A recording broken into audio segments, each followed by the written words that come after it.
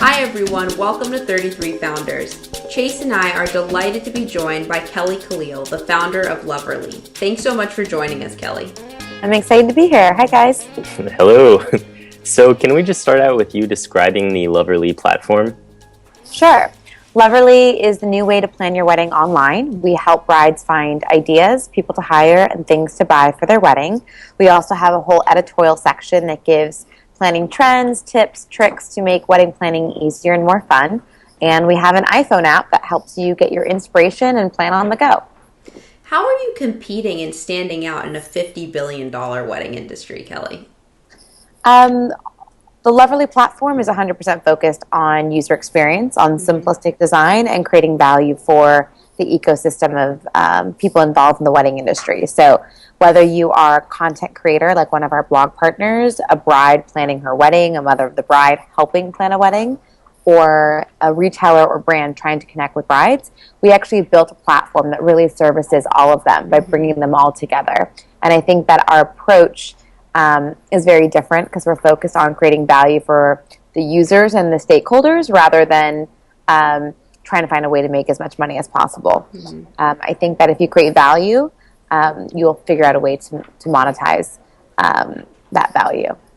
All right, and we met you from Ben through Ben from Splash That, and that was his ideology too. I mean, is that kind of the zeitgeist in New York? I don't know. I think that Ben, first of all, is a great guy, and we have a lot of things in common. One, that we are in love with this event and celebrations industry. His just happens to be more on the corporate and everyday side of things. But I think that it's just a good mentality in general to focus on creating value and solving problems rather than, I think right now there's a big, as entrepreneurship and technology has been in the forefront, there are a lot of people who really want to join because they think it's an opportunity to make money, and they're like, it's the modern day gold rush. And, you know, those things are fleeting. And if you focus on solving a real problem or you're really passionate about something, that's lasting. And that's going to pull you through the ups and downs of, you know, the challenges of being a founder and the things that you face in running your own business. So one of the challenges of being a founder, Kellee, is giving a great investment-worthy pitch. You were featured on Power Pitch and you got 3 ins, which is pretty rare. Can you give us some tips about how you perfect your pitch? So the art of pitching is, you know, it's something that you can practice definitely, and you learn it over time. So, I mean, I probably have said the same pitch over 200 times at least, whether it's pitching partners or future employees or investors. And oftentimes people will ask you questions. And if you hear the same questions, you refine your pitch and make sure that you address those questions or objectives up front. So I think that's really part of it, is just understanding that it's an iterative process and taking feedback. The other thing I would say is that pitching is really storytelling. And I think one key thing is making your audience, whoever it is, the hero of the story.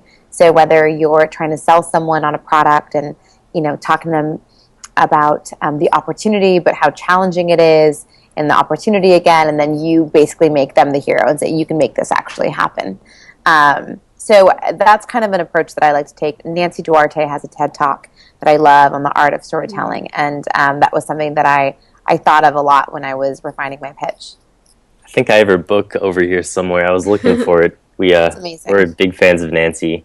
But so a lot of brands right now are really, really struggling on Facebook. But you guys, it's not the case. Between Facebook, Twitter, and over 90,000 app downloads, people are pretty engaged with your brand. So how do you foster that engagement?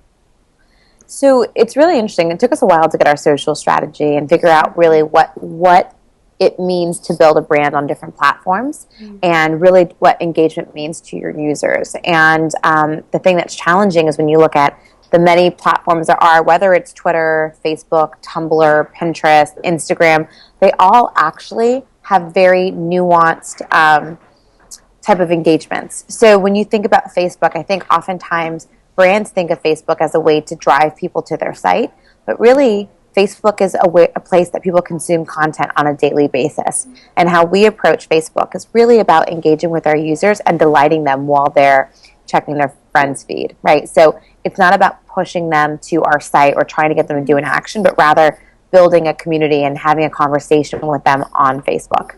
It's a little bit different when we're on Instagram, because it's more of just a quick tap like. So there on Instagram, it's about building brand equity and also testing what your users like. So we actually use Instagram as a testing ground. Do people like this font? Do they like this negative space and different types of signs? So I think that you have to really understand the different platforms and what you're trying to accomplish. Twitter for us is really a conversation piece where we engage with a lot of the professionals and brides. And because the way the stream of the Twitter feed goes is so fleeting, people are more likely to engage in active conversations. So it's very nuanced on the different platforms, but you have to figure out what are your goals. And for us, we saw social platforms as a way for us to build our brand and to have conversations with our users outside of Leverly. And so for brands with minimal awareness, what is your best advice to really provoke that engagement? Say on Twitter.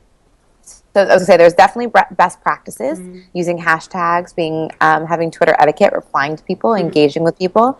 I mean, really, I think also you don't want to create a Twitter account and then not tweet, right? So how are you creating value for your audience? How are you engaging in your community? And I think that's a really great way to build your brand, is to engage with other people who have followers. And if you're looking to grow your audience, engage with people with bigger audiences than you. And don't do it in a way that it seems opportunistic, but rather a collaborative conversation. I think that's really important, because the thing about social is that it's all about authenticity, and people can sniff out, when you're trying to social climb on a social network. So really think about, how can you, create meaningful connections. A lot of the work that goes into your social media strategy is done by your interns. Loverly has a really interesting internship program. Can you share that platform with us, Kellee? Yeah, so it's really funny because our interns really are the age group that has grown up on social media. And so they're a little more savvy, I would say, or know what the trends are before, I might, right? Because I'm a little bit busy. So we actually have a team of interns in the summer and throughout the year. I think this summer we have like 7 or 8. And they're divided amongst some things, just kind of like following and seeing what's going on, commenting on things, and staying in the know on new hashtags or cool sayings. Like, I didn't know what some PTFO, even though that's not a really good. I was like, what is that? I keep seeing that. Oh, you sound like me. Yeah, so they know those cool kind of nuanced things. So yeah, we have them helping us on all those social platforms and bringing ideas to the table and keeping, or whether it's content creation for Instagram or Facebook, crafting things. It's probably a really fun job. I'm looking over them now. Fun, right? Can you tell us about your hiring process too for the interns? Because I know that's unique to your company. Yeah, I mean, typically, we created this process on accident, actually. When we first started with interns, and we had great success with a handful of them, we actually asked those interns to go and recruit friends or people that they knew at school that were like them, that had similar interests, because we thought that would be a great place to pre-qualify. So our interns actually recruit the next batch of interns, which is really nice. And then some of them stick around, and so they teach then they get to manage them a little bit. One of our interns has been with us since the end of his freshman year, and now he's going to be, he's been here since Leverly started. I feel like it's going to be I think a junior or a senior. Ask him, but he's doing accounting right now. So these kids are loving your company then. So how do you keep everyone actively loving your culture and your company and all the things that you're doing? I think that culture, when you're a really small company, starts with you. And then you look for people with similar core values and ideals that you have. And, maintaining it's really important, but I think that you do that by weeding out the things that aren't supportive of that culture and just being really protective of it.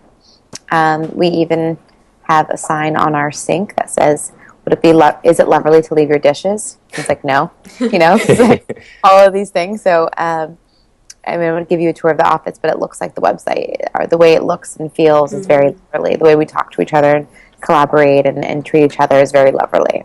Yeah. And it's hard to identify as it's evolving, but it's just more of like the core principles of who we are and the product, and then making sure that that filters down to the next people we hire.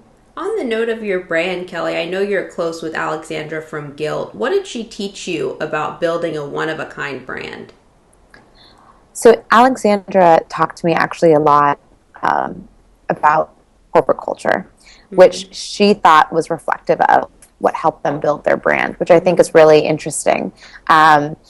She talked about the values of her and her partners, and how that actually helps you build the company brand, that it starts within and then pushes outward, which is something that, I've definitely absorbed and we've used, we've baked into the way that we operate over here. Great. So now, looking into the future then, what are some of the key things that you need to accomplish in order to basically dominate the wedding industry? Yeah, so our mission is wedding world domination. We're really just focused on continuing to scale out our product and our platform. We're launching a marketplace very soon for local vendors, and it's important that we execute on that. Really, we have the roadmap. It's just about continuing to stay focused and organized and executing on it, and just get more and more brides to know about us. So tell everyone you know, and tell them that they know that if anyone's getting married, they should be on Loverly. But yeah, it's really at this point, it's about building out the product and creating more and more value for those users to hopefully add more functionality that will keep brides on the platform longer, will give them what they need, and then give them no reason to go anywhere else. Great. And can you tell people how they can get in touch with you and how they can learn more about Loverly for themselves? Yeah, to learn more about Loverly, you can go to lover.ly/about, or you can tweet us at Loverly or me at Kellee, Kellee on Twitter. And, we're always here to respond and chat. You can send us a Facebook message. We're everywhere. Awesome. Thank you so much, Kellee. We can't wait to watch you dominate the industry.